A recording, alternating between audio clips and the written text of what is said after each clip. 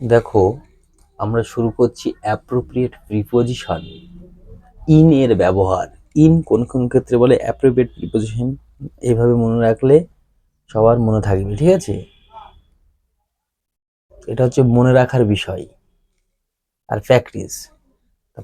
প্রথমে দেখো, বলছে ফেইথ ইন মানে বিশ্বাস করা। ফেইথের পরে সবসময় ইন বসবে। এই যে অ্যাপ্রোপ্রিয়েট মানে হচ্ছে সবসময় ইন বসবে।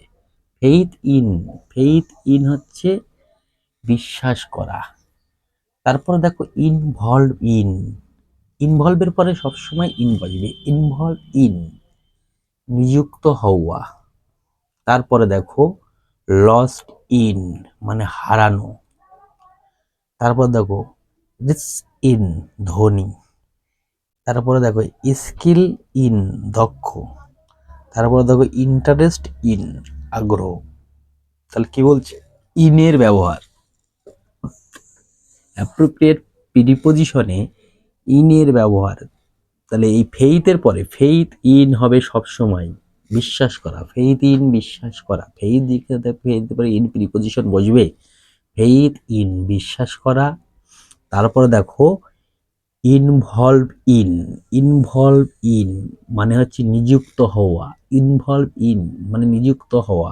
ইনভলভের পরে ইন প্রিপোজিশন অবশ্যই বসবে। তারপরে দেখো লস্ট ইন, লস্ট ইন হারানো। লস্টের পরে ইন প্রিপোজিশন বসে। ঠিক আছে, লস্ট ইন, লস্ট ইন। তারপরে দেখো রিচ ইন, রিচের পরে সবসময় ইন প্রিপোজিশন বসবে। রিচ ইন ধনী।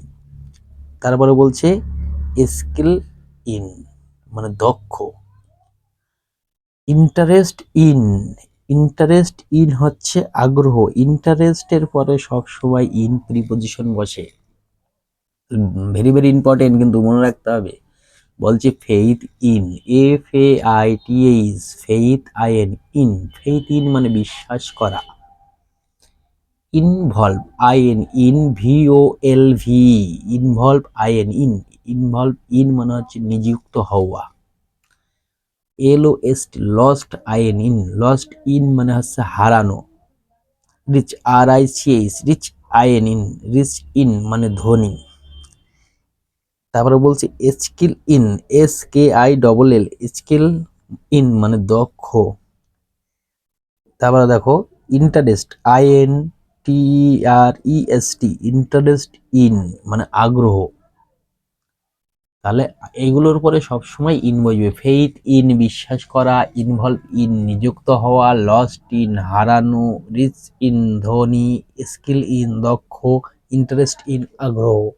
ভালো করে দেখো, তাহলে অ্যাপ্রোপ্রিয়েট প্রিপোজিশন এইগুলোর পরে সব সময় কি বসবে, ইন বসবে।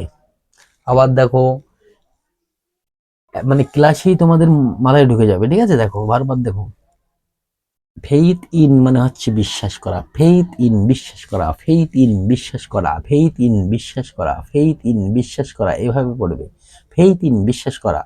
ফেইথের পরে কোনো চোখ কান বুঝে এই ইন প্রিপোজিশনটা হয়ে যাবে। ফেইথের পরে ইন প্রিপোজিশন হবে।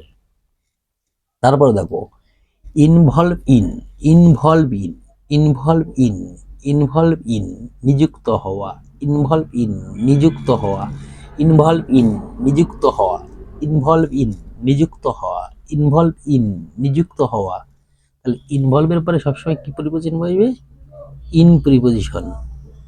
সব এক জায়গায় করে দিচ্ছি, ইনগুলোর ব্যবহার, তারপরে অফের ব্যবহার, আস্তে আস্তে সব শেখাবো। ঠিক আছে, হ্যাঁ তোমরা ক্লাস দেখতে থাকো, হ্যাঁ কমেন্ট করো এবং শেয়ার করো।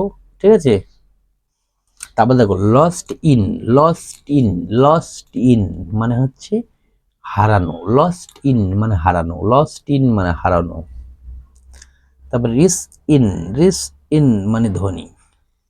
লস্ট ইন হচ্ছে হারানো, সব ইন বসছে। ঠিক আছে, রিচ ইন, রিচ ইন মানে হচ্ছে ধনী,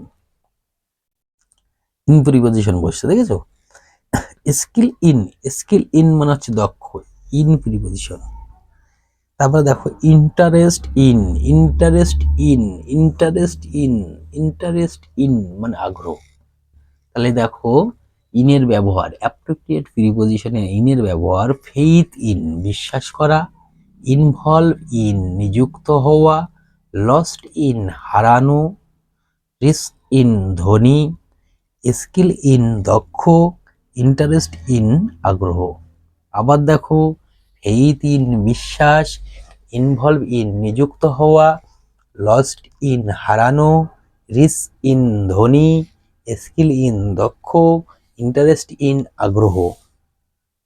তাহলে কি বলছি, ফেইথ ইন বিশ্বাস, ইনভলভ ইন নিযুক্ত হওয়া, লস্ট ইন হারানো, রিচ ইন ধনী, আর স্কিল ইন দক্ষ, ইন্টারেস্ট ইন আগ্রহ।